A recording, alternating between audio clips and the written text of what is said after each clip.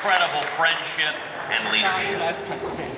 God bless New York, and God bless the Commonwealth of Pennsylvania. Yeah! I'm so excited to share with you what America has learned over the past few months. And it has nothing to do with a politician winning his home state tonight. It has everything to do with what we've seen in the towns and faces that have been weathered with trouble, joblessness, and fear. It's what we've learned looking at the factories that have been shuttered and the hearts that are closing. We have learned that America is at a point of choosing. The media will say it is about choosing a president, but it really isn't. Our real choice is personal, and every generation must make the same choice. Will we continue to live in the past with what we know no longer works, or will we move forward to a new and better place? The people in state after state have made it clear. They cry out for a new path. This is the year of the outsider. I'm an outsider. Bernie Sanders is an outsider. Both with the same diagnosis, but both with very different paths to healing.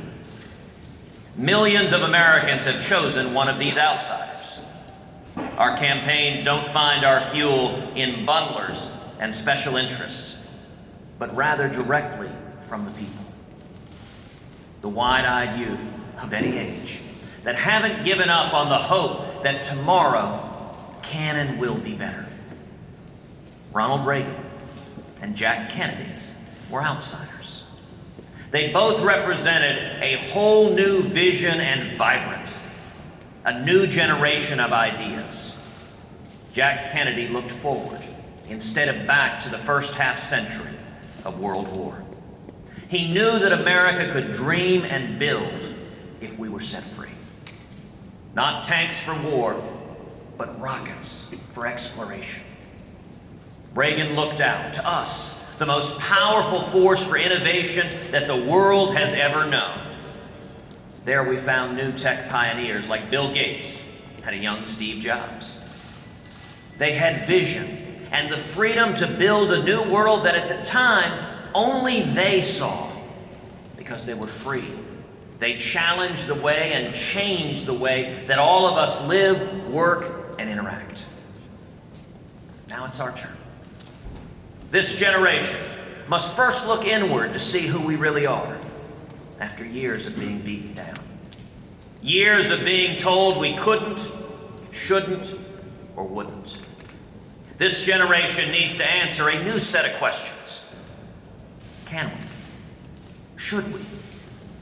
Will we? Are we still those people? Those dreamers and doers? Are America's greatest generations in our past, or are our best days yet ahead?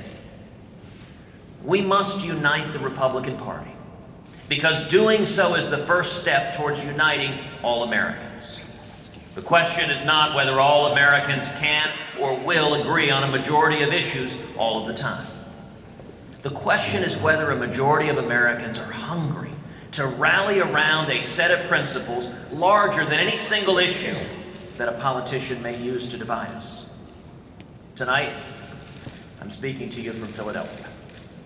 It's natural, when we talk about our nation's earliest days, that we focus our attention on the Declaration of Independence and the Constitution. Yeah.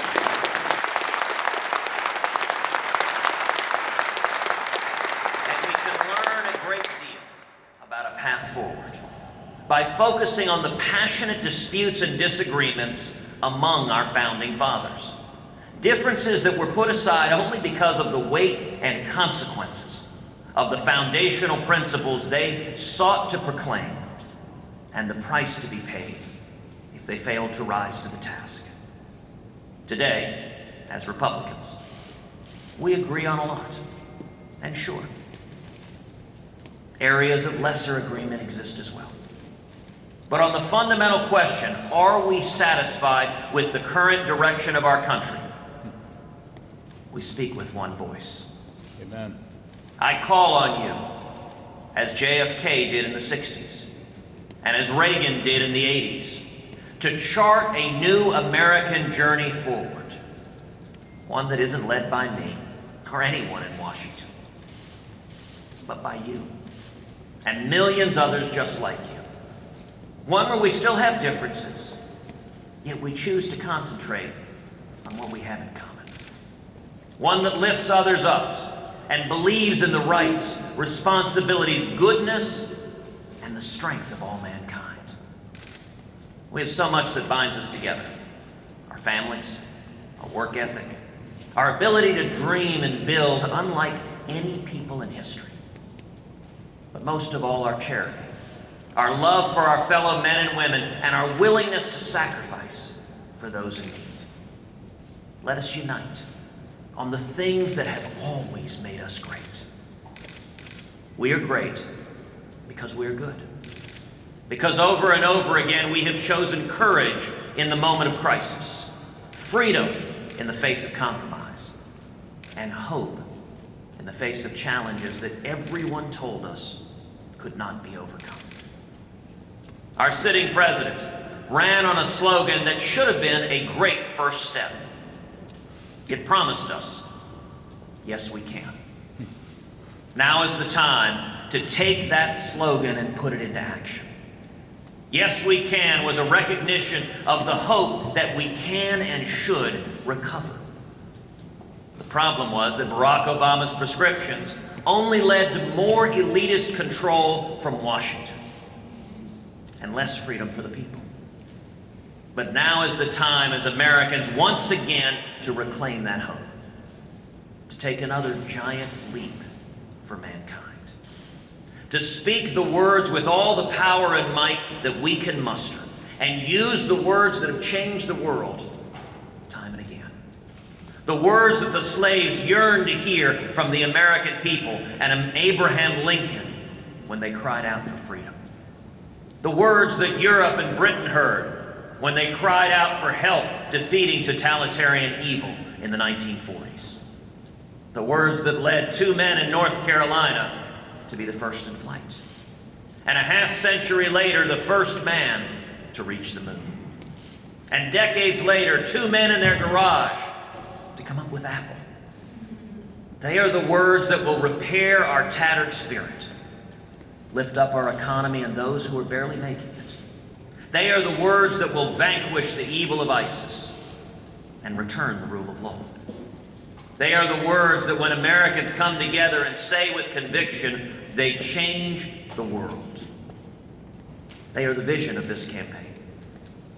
Not yes we can, but now, yes we will.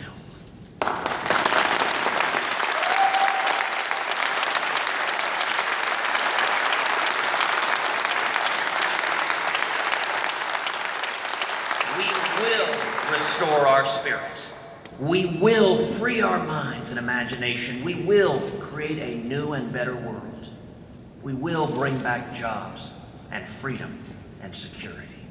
We will find new ways to ignite an energy revolution with more jobs and greater choices. We will defeat the evil of Islamists and ISIS. We will live as neighbors, friends, and family in peace once again. We will heal the sick, feed the poor, and defend the defenseless. We will restore our rightful place in the world.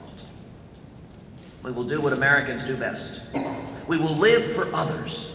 We will change the world through the hope of freedom's enduring promise and our unrelenting spirit. You can be empowered.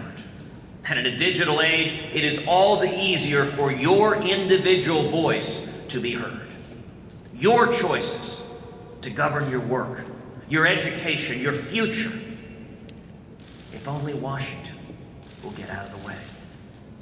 Join me now on this journey of less talk and more action, real solutions. Because I know you. You may have been knocked down. But America has always been best when she is lying down with her back on the mat and the crowd has given the final count. It is time for us as a nation to get up, to shake it off, and be who we were destined to be. Don't let anyone try to convince you otherwise. Here's the truth. You don't need me or any politician. But we do need each other, all of us, coming together as one, as we the people. Because not only do we say, yes, we can, beginning here and now, we pledge to each and every one of us, yes, we